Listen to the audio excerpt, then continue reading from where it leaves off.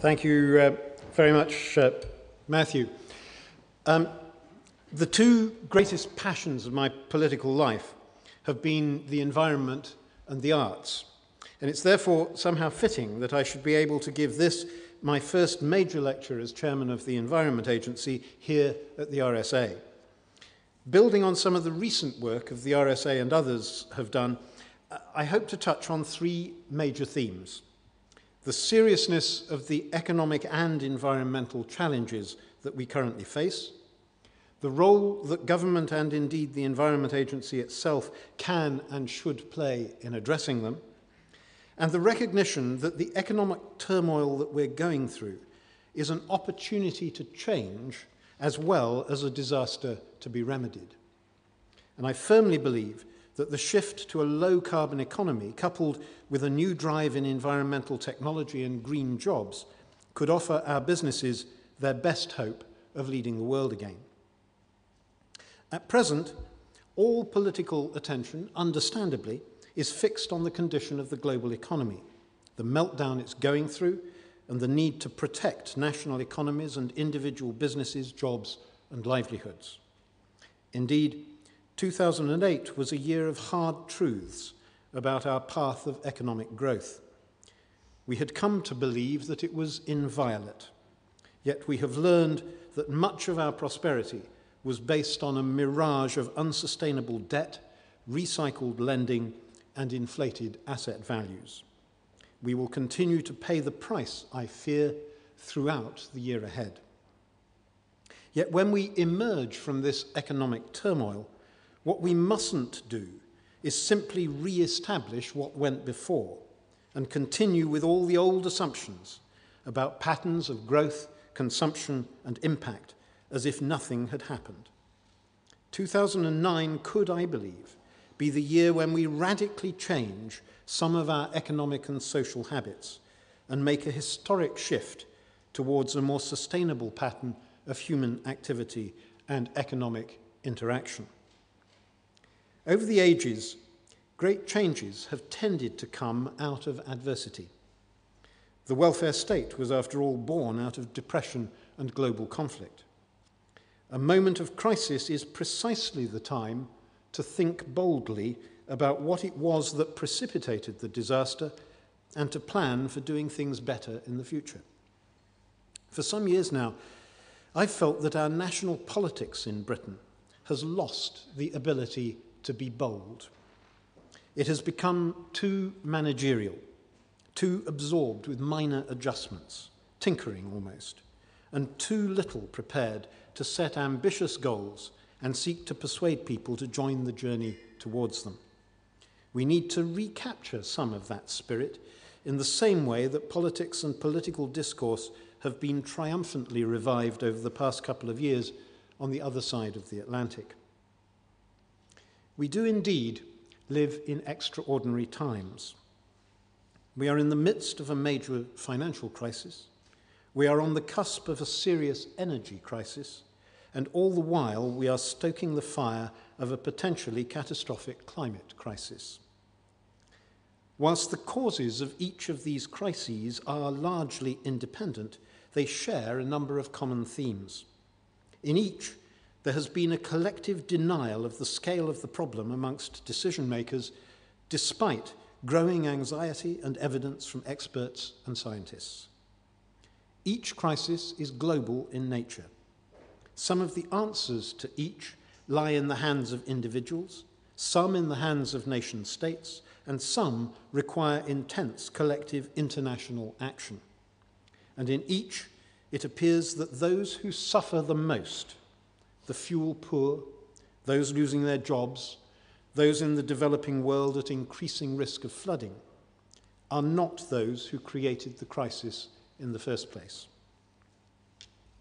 The climate crisis is, I believe, the most serious, the most difficult, and the most intractable of these three. We will, God willing, eventually emerge once again into more stable economic condition.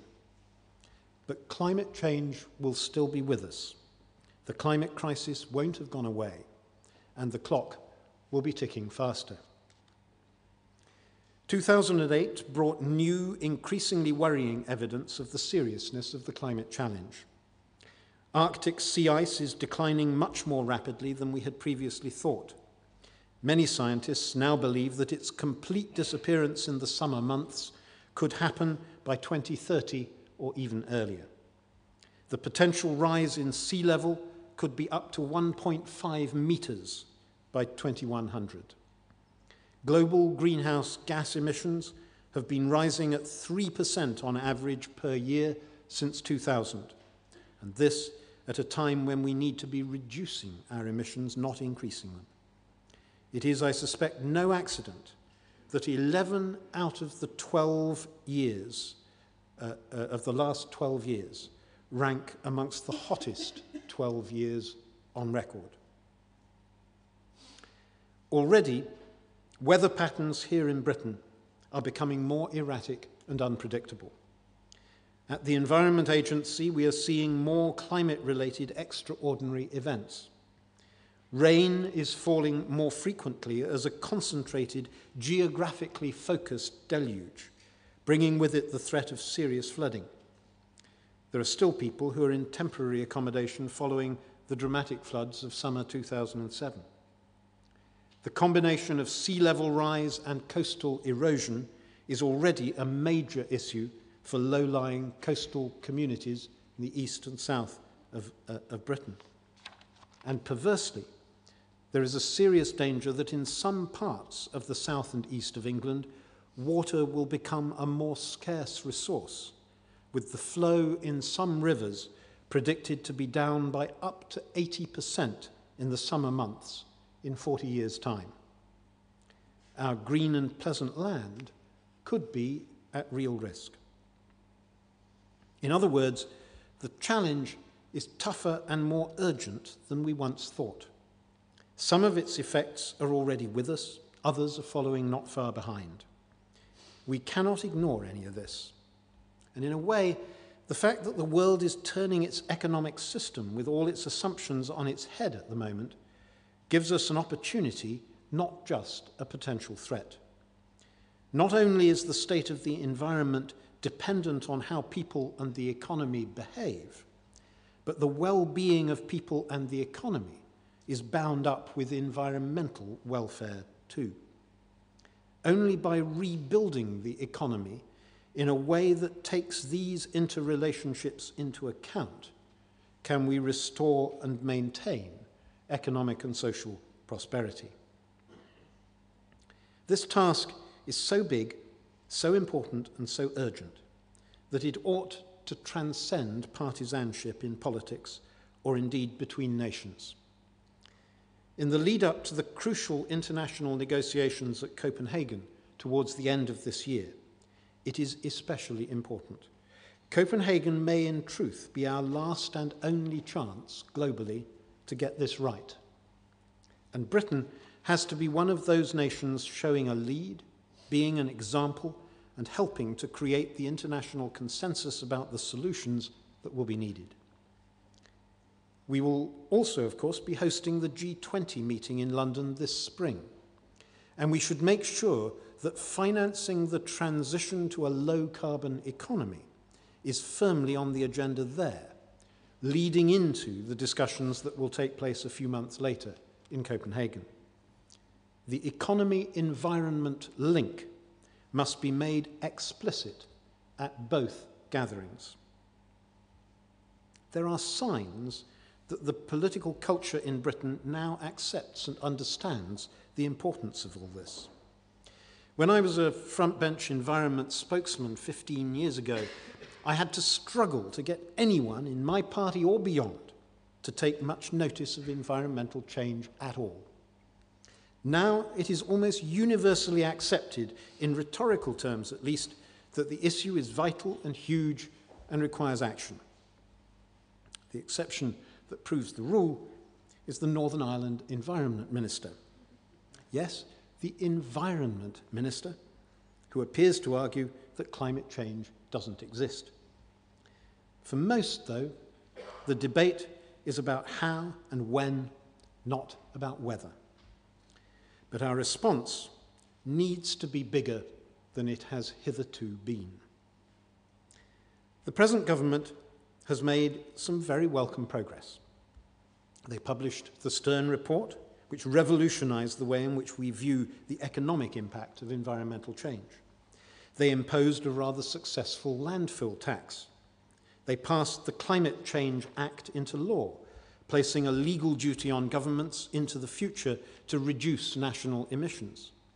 They have accepted the essential target of an 80% reduction by 2050. They have included aviation and shipping in the calculation of the target figure. They have created a new department with an explicit and very welcome link between energy policy and action on climate change. They have introduced a range of incentives and schemes and some funding for better insulation provision in people's homes. Nowhere near enough, but a start. They've brought in feed-in tariffs for small-scale renewable energy. So they've done some good things, though not yet enough. And it's a pity, too, that they made absolutely the wrong decision on Heathrow. The main opposition parties have also raised their game. The Conservatives have argued explicitly that a recession is not a time to turn our backs on the environment. They have taken strong positions on Heathrow, on the need for high-speed rail development, and on carbon standards for new power stations. The Liberal Democrats have proposed an alternative way of spending the £12 billion VAT cut based almost entirely on environmental investment. It was notable that when the Climate Change Act finally passed through the House of Commons, there were only 3 votes against it. It is rare for such a fundamental piece of legislation to arrive on the statute book with such overwhelming cross-party support. Could we dare to hope that this same non-partisan approach could be established more generally for the environmental and climate change agenda? How about, as a start, an official mechanism for sharing information and papers between government and opposition parties on Privy Council terms on a regular basis? It's done when the country is preparing for war. Given the sheer importance of the issue, can't it be done for the war on climate change? And how about a cross-party delegation to Copenhagen to demonstrate the national commitment that transcends any single government or parliament? So what can and should government do in the immediate term? The first and most obvious answer to the question is that it and the broader public sector should be leading by example. All public buildings should be fitted with solar or photovoltaic panels. New buildings should be fitted with ground source pumps. Public land should be used where possible for wind power generation. Every new public building should meet the highest possible standards for energy and water efficiency, becoming a showcase of good practice for other local businesses and organisations to follow. Government and public bodies should be switching their fleet vehicles to those with low emission or hybrid engines and reducing mileage wherever possible. Video conferencing should be used more frequently. And I would like to see every government department and public sector organisation required to publish an environmental responsibility report alongside its budget each year. In the Environment Agency, we've been doing our bit in recent years. After the first year of our 5-year strategy from 2006, we have reduced our own carbon footprint as an organisation by 9.6%. We've radically reduced the car mileage travelled by our staff.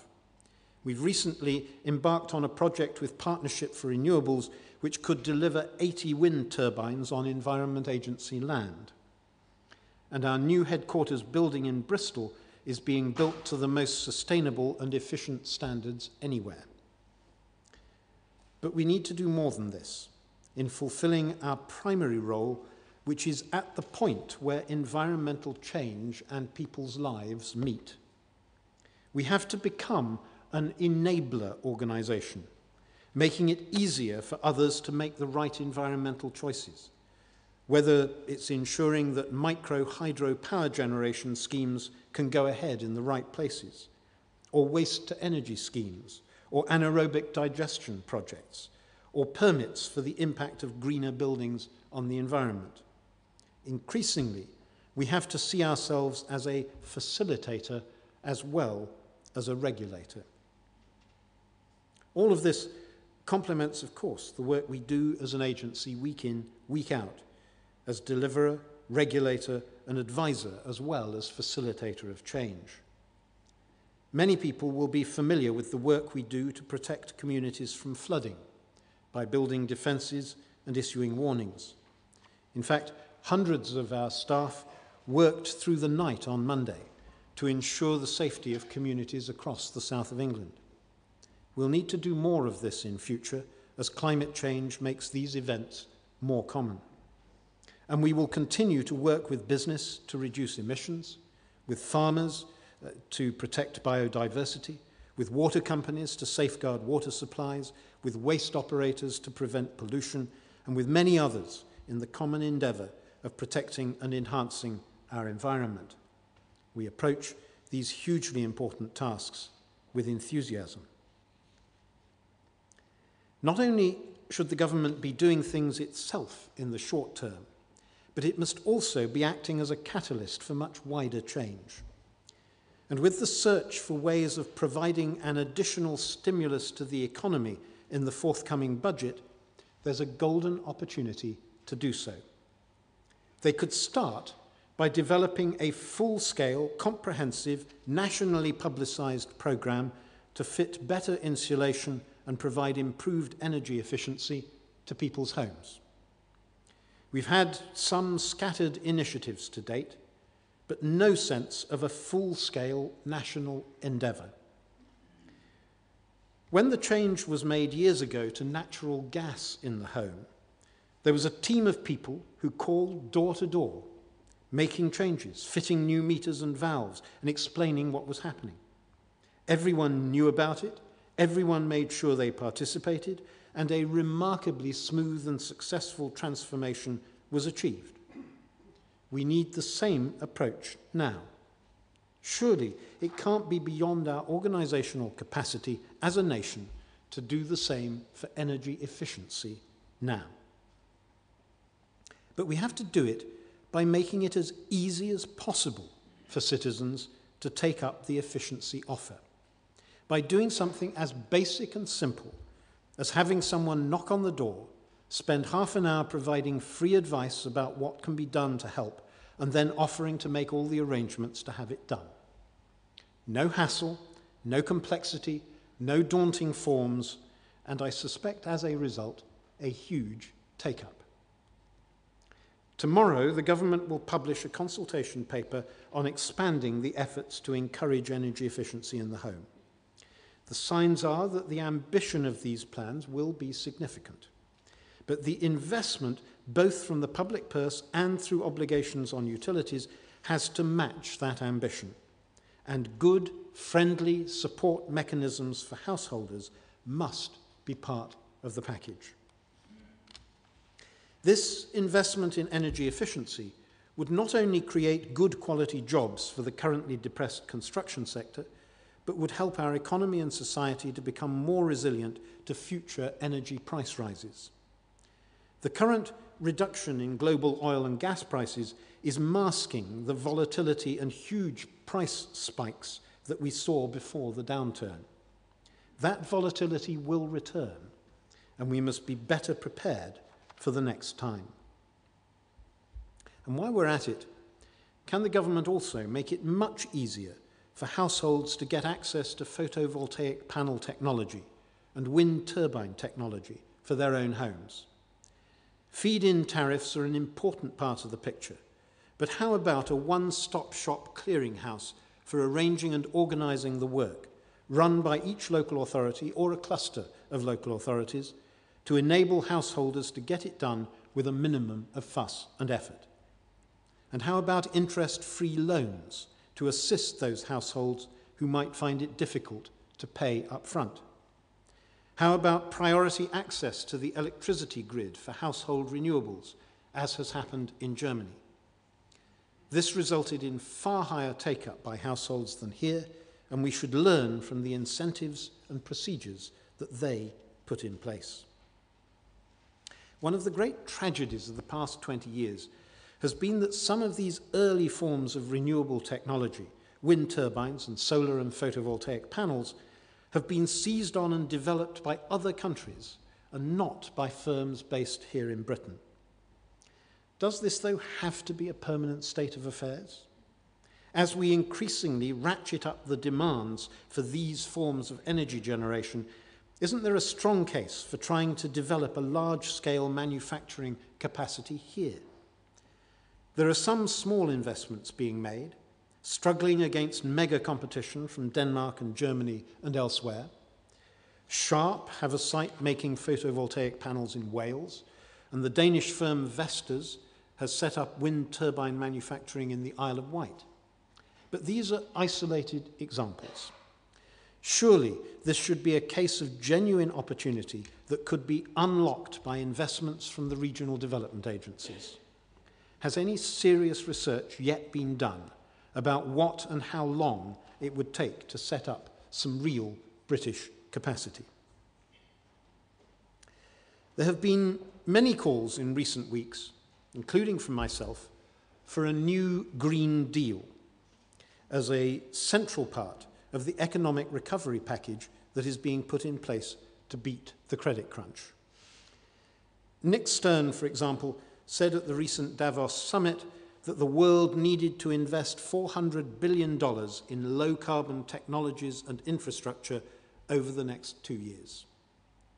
President Obama has placed green technology and renewable energy at the core of his proposals for a major public works stimulus to the US economy, making the argument on energy security and environmental and economic grounds.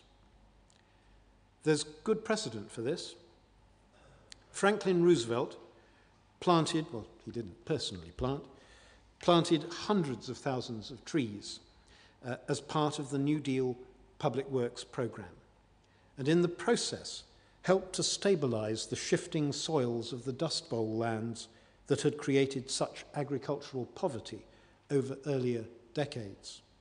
He built dams and channeled water and irrigated new pastures.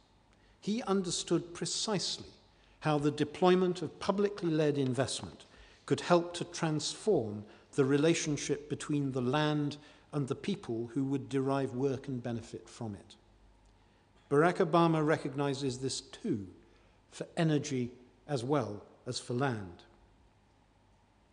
The centrality of green initiatives to the Obama rescue package is highlighted by estimates from the Climate Change Center of Excellence at HSBC, comparing the green percentage content of stimulus packages on a country-by-country basis. The initial analysis shows that green investments represented only 2% of the Bush Stabilization Act measures. They represent 16% of the Obama proposals.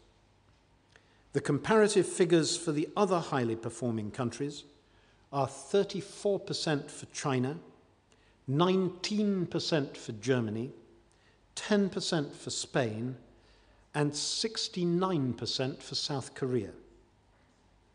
The equivalent figure for the UK is 7%. This is disappointing for the UK. It represents some good specific initiatives, but it has tended to be in bits and pieces. There is, as yet, no sense of an overall coherent, planned national strategy to see green investments as central to the recovery. There should be. And surely the forthcoming budget, together with the publication of the low-carbon industrial strategy, is precisely the place to do it. At the heart of any such green investment strategy must be nothing less than the complete transformation of energy generation in Britain. If we are to have the remotest chance of meeting our 80% reduction target by 2050, we have to have more or less decarbonised our electricity production completely by 2030. And in order to do so, we have to ensure that carbon is removed from fossil fuel burning processes, about which more in just a moment. We have to include new nuclear generation within the overall mix. And this means solving the major outstanding dilemma of how to find a safe and secure repository for our high-level and intermediate-level radioactive waste. And we have to make huge strides in our hitherto faltering progress in the development of renewables. Some of the green investments are urgent and immediate. Energy efficiency, combined heat and power, wind and solar and photovoltaic sources, micro-hydro generation, energy from waste, protection of peatlands to prevent carbon dissipation, safeguarding forests, bringing real improvement to our rail networks. The knowledge and the technology is there, the need is there for all of these things, but the financial parameters and political support, and in some cases public subsidy, have to be there to make them work.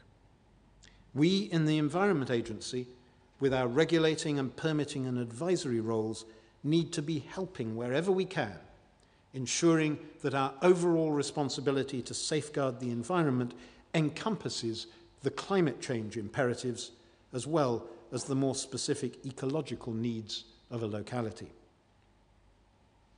Other green initiatives will take longer to come to fruition, and in many cases require more active research before development can take place. But these medium-term and long-term investments are every bit as important for the creation of a low-carbon economy in the future, and we need to get working on them now. We are an island surrounded by tides, yet we have done too little work to date in identifying ways of harnessing tidal power to generate electricity that doesn't in the process cause irreparable environmental damage to habitats or biodiversity. The same is true of wave power and of some forms of biofuel and biomass, some of which have the potential to be beneficial and some harmful.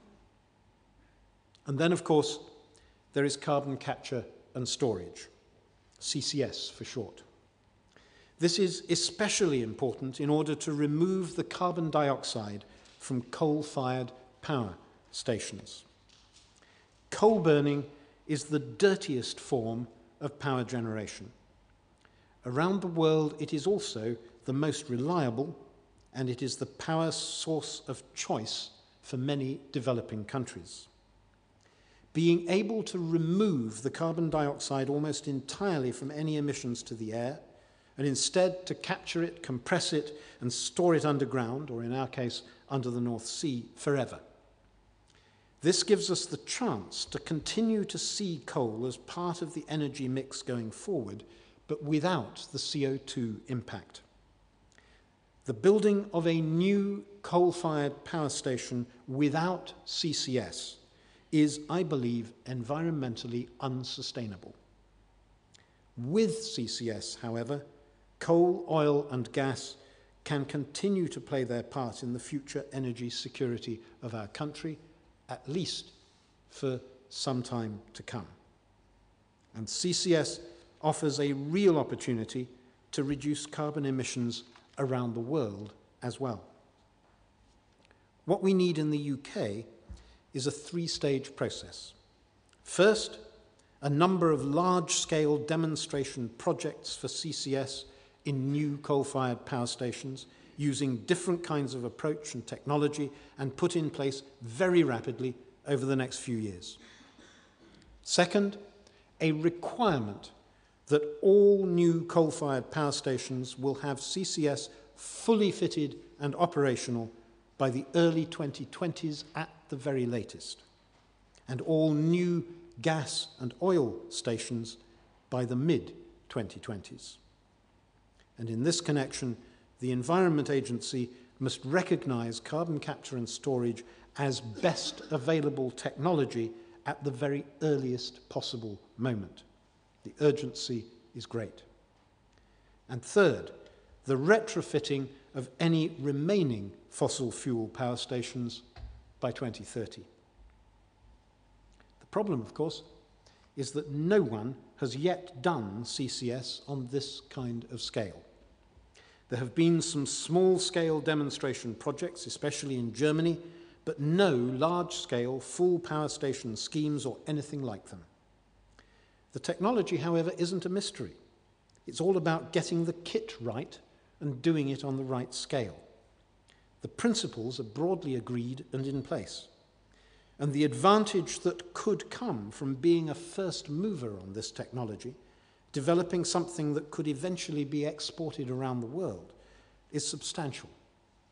We lost out when wind and solar power started to take off. We held back and allowed other countries, Germany, Denmark, to seize the advantage. Let's not do the same thing this time. We have a real opportunity, if we move rapidly, to put major demonstration projects in place to lead the world on this. Very shortly, the government here in the UK will have to make a decision about the proposal from E.ON to build a new coal-fired power station at Kingsnorth. And as with Heathrow, this has become an iconic issue for environmentalists. Rightly so, given the importance of coal emissions to global warming. Yet surely it represents a real opportunity for the government.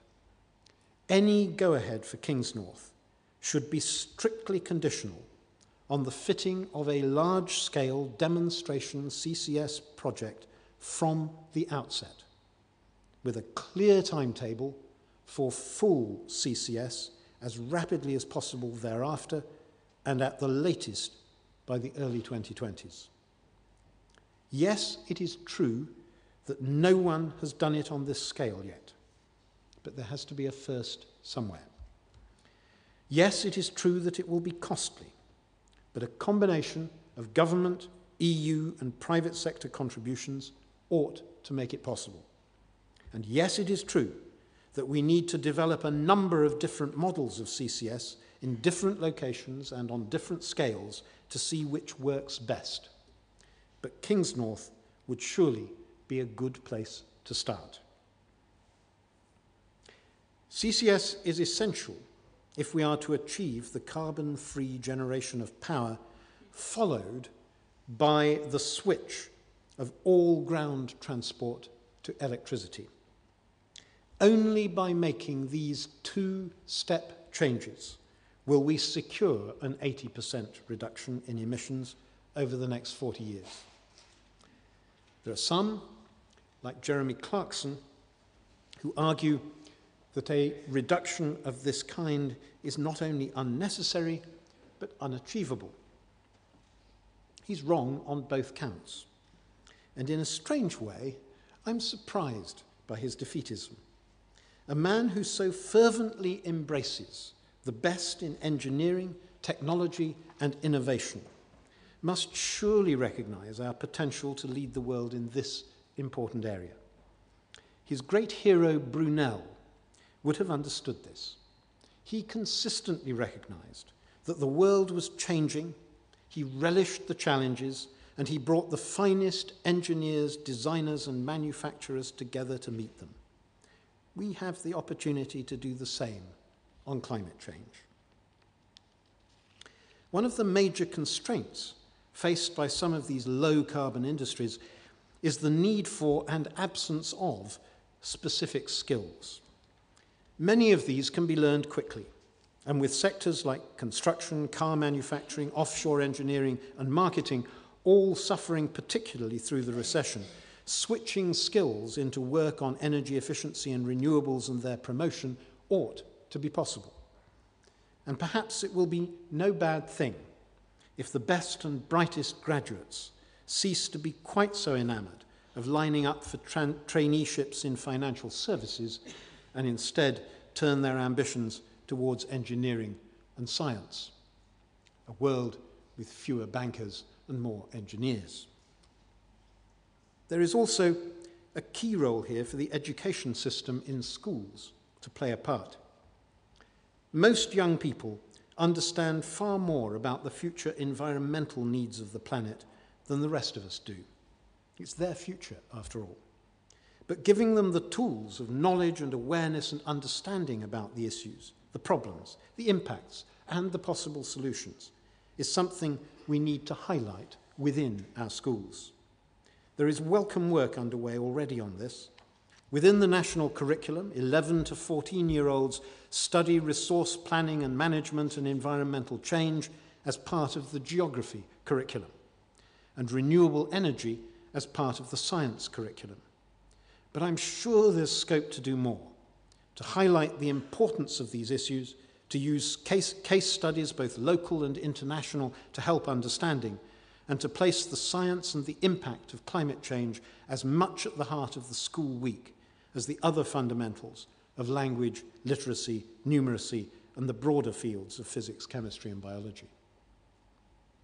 Above all, though, we need to have a grown-up discussion, all of us, including the politicians, about what a low-carbon economy and society might really look like. And I wonder if the credit crunch and all the rethinking, questioning, and uncertainty that it brings might be able to prompt just such a public discourse.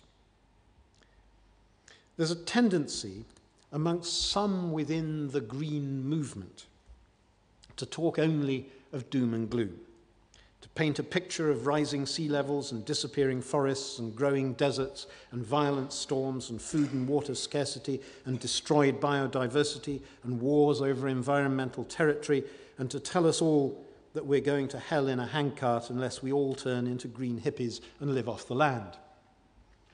The problem is that simply isn't going to happen. People won't want to live their lives like that. And it's difficult enough to convince people to do something, however small, to help to avoid a disaster that is waiting to happen but hasn't happened yet.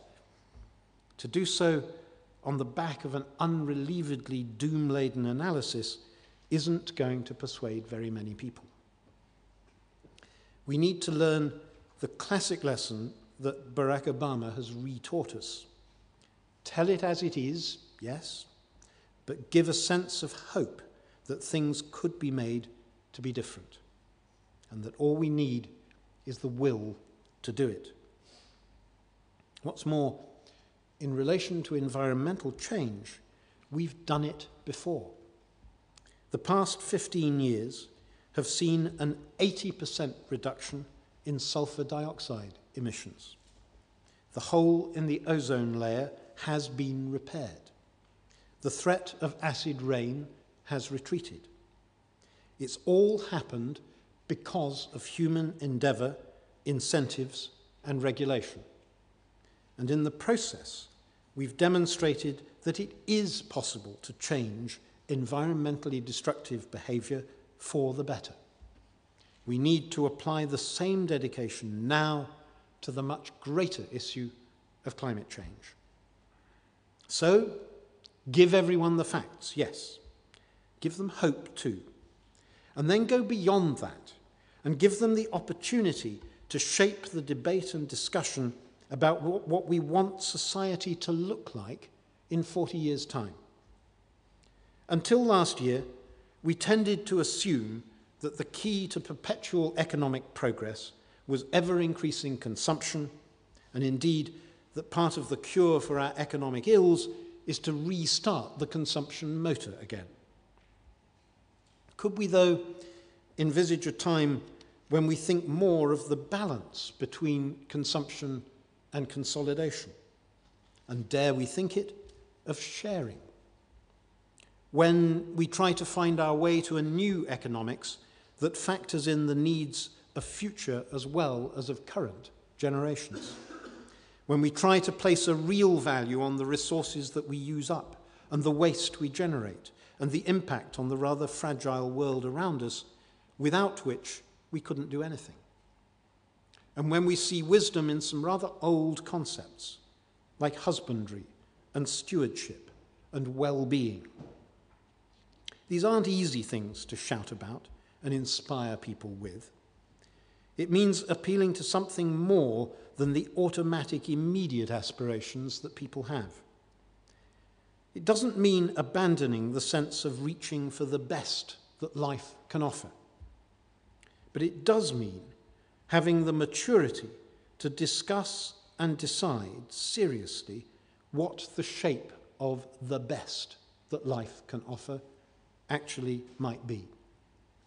Surely it must be the case in the shadow of economic crisis that the right time to have that discussion and to make those changes is here and now.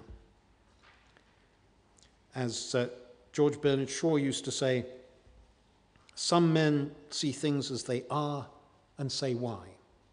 I dream things that never were and say why not.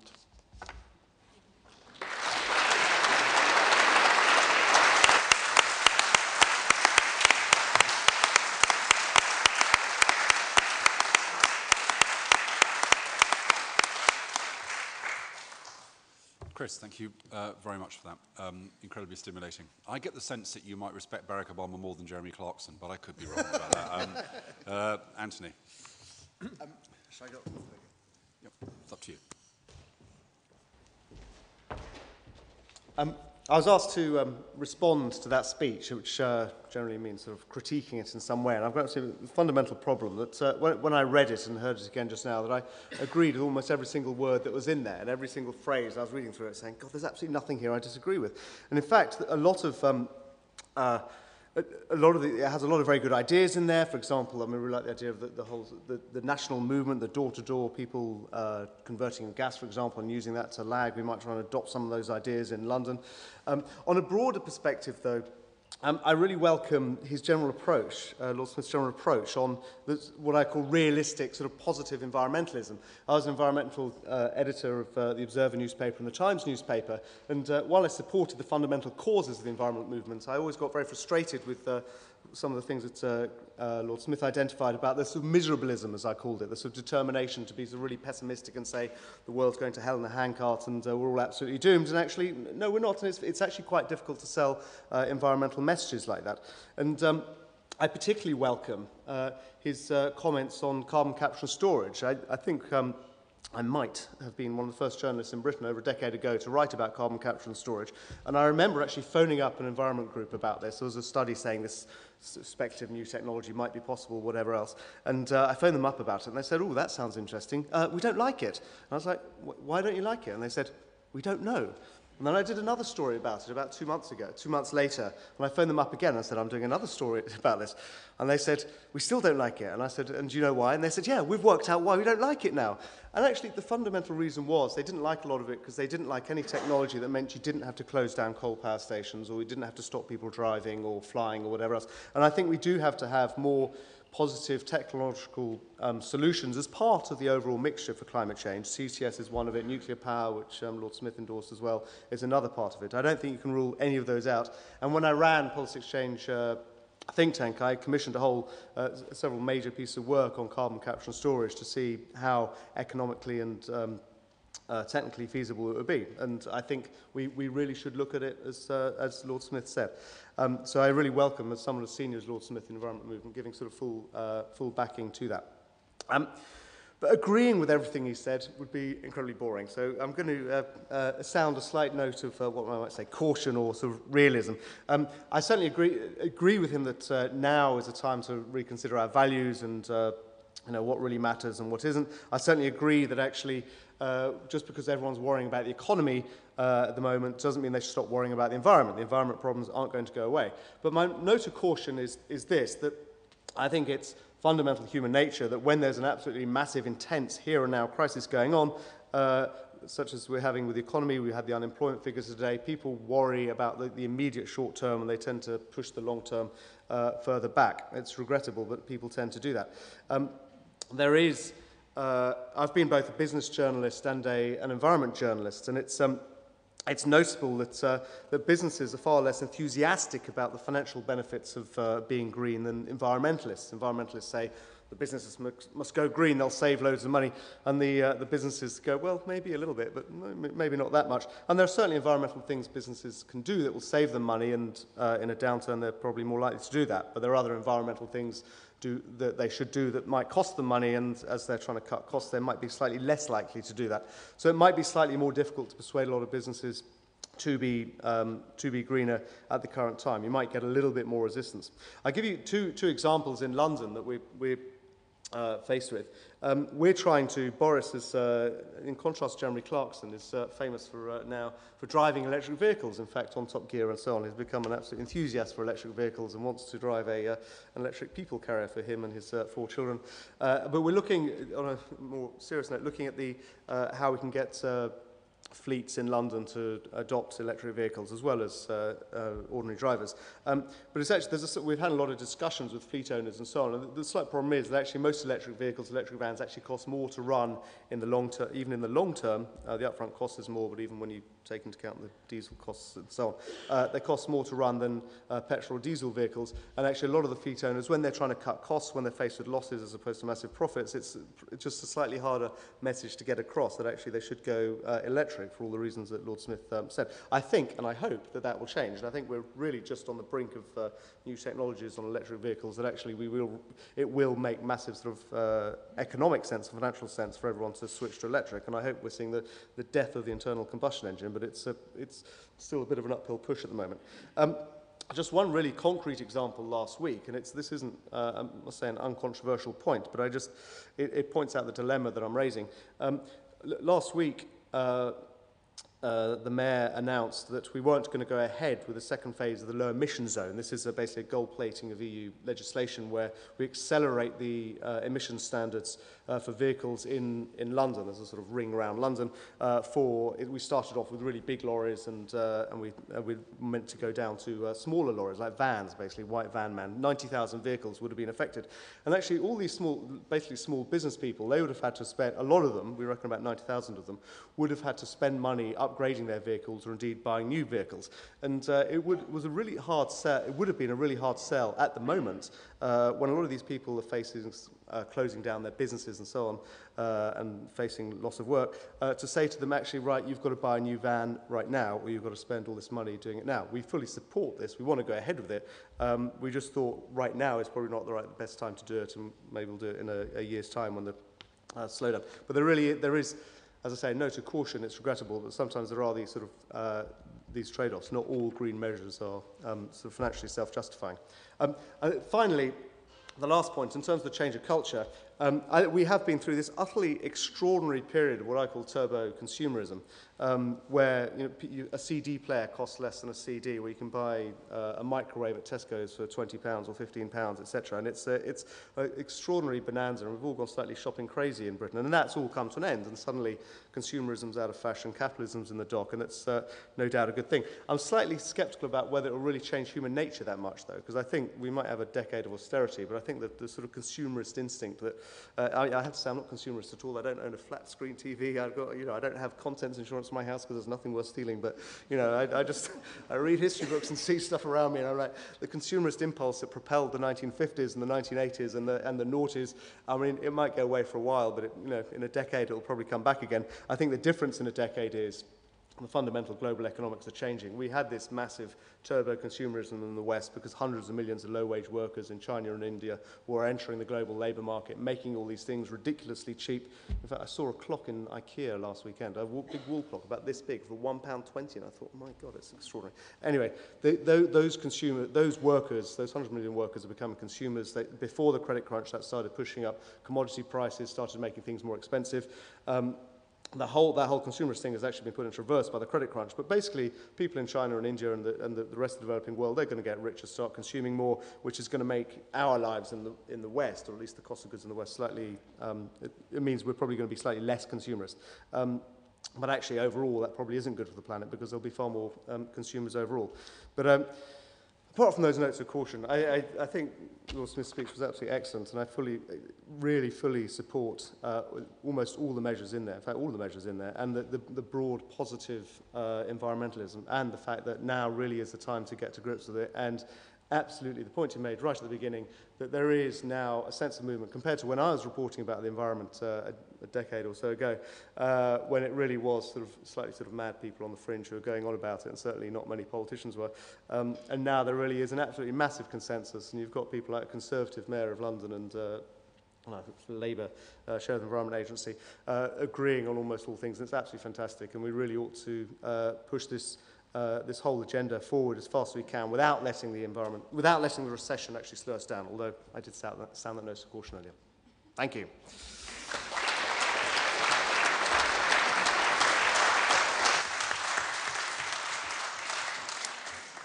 Okay, I'm going to speak for literally 2 minutes because I want to open it up for conversation. I can't get this image out of my mind of recycling Jeremy Clarkson in order to produce wind energy, but I will put that to one side. I kind of was going to put a theoretical gloss on what Lord Smith, Chris said and Anthony said, because actually I got there's an interesting fit. Anyone who reads my blog, and my mum's not here, so that's nobody, but anybody who reads my blog will know that I have an obsession with a theory called cultural theory, which looks at the ways in which change happens. And cultural theory argues that there are 4 basic ways of thinking about change: hierarchical, individualistic, egalitarian, and there's a 4th I'll come to. And actually they're very critical of things like Kyoto because they are very hierarchical interventions. They don't have a kind of individualistic story. So the hierarchical interventions are things like international agreements, targets, regulations. That's the kind of perspective. The individualistic perspective relies on technology and markets so that you shape individual behaviors to achieve what you want. And the egalitarian approach is all about kind of lifestyles, values. It's a transition towns kind of movement, all that kind of stuff. And as both Chris and Anthony kind of recognise, there's always some tension in this debate between people who are exponents of these different views, and often, despite themselves, because actually they represent very different worldviews, even though they say they want the same things, they end up kind of arguing against each other. Now, actually, we're going to need hierarchical and individualistic and egalitarian interventions to work. And I think one of the challenges for an organisation like the Environmental Agency is to try to see how you can coordinate those perspectives so that they work together rather than against each other. And the classic example of where this happened brilliantly was when we moved away from lead-free petrol, where you had the right regulation creating a price mechanism which led individuals to do the right thing because there was a technology which meant that their car didn't work any less well with lead-free petrol, or hardly any less well. And people didn't want their kids to be, inhaling lead, so that they kind of believed it was the right thing to do. So you got the right regulation, you got the right individual incentives, and you got people kind of signing up to it as a good idea, and therefore it led to a transformation in an incredibly small period of time. And I guess my argument is that possibly in the incredibly complex set of mechanisms, we have to look at those kinds of interventions. So instead of often talking about all sorts of different ways of acting, some of which take 30 or 40 years, some of which we want to take place in the next 6 months, some things are now, some things are much later. We need to think about the kinds of short, 2 or 3 year interventions which work at all these levels, where if you get the regulation in place and you get the market incentives in place and people sign up to it, bang, you can do it. You can just achieve that change. Now, you talked about energy efficiency, and that's an interesting example. If you could put it all in place quickly and then say in 2 years we're going to change everything in this, and then we'll move on to the next thing. And sometimes it feels to me that concerted effort is missing. And just to end by being really controversial, I think an example of failure in this regard was the Heathrow decision. And actually, I don't mean by that the decision to go ahead with Heathrow. I think the failure was that I suspect that underneath all of the Heathrow debate, there was possibly, and I'll get booze and hisses when I say this, there was possibly a decision to build the extra runway, but done in a way that was actually incredibly imaginative in terms of addressing the environmental effects and doing it in a way which didn't enable the government to wriggle off the commitments that it was making. Because I think basically people's view about Heathrow is the government's promises aren't worth the paper they're written on, like all their previous promises on aviation, and therefore in a few years' time we'll see there'll be lots more dirty flights taking place. And I think Heathrow is a good example of where the kind of egalitarian impulse, which is to say this airport is kind of flies in the face of our values and the future, undermined the capacity to look for a different kind of solution there, but I could be wrong. I talked about the 3 ways of thinking about change in the world: hierarchy, individualism, egalitarianism. The fourth I didn't mention is fatalism. These four are ubiquitous. And of course, the danger is that unless you can coordinate these different perspectives, what actually happens is that the other human instinct, which is arguably the most dangerous human instinct, which you referred to yourself, Chris, kicks into place. And so therefore people are, actually the argument they want to hear is that every day a Chinese coal-fired power station is built which destroys every effort we're making in Britain, or that all the wind turbines that people bought, including David Cameron, are completely useless. And those kind of stories then feed a natural human propensity to say, well, actually, you know, bugger it, there's nothing much I can do, what will be, will be.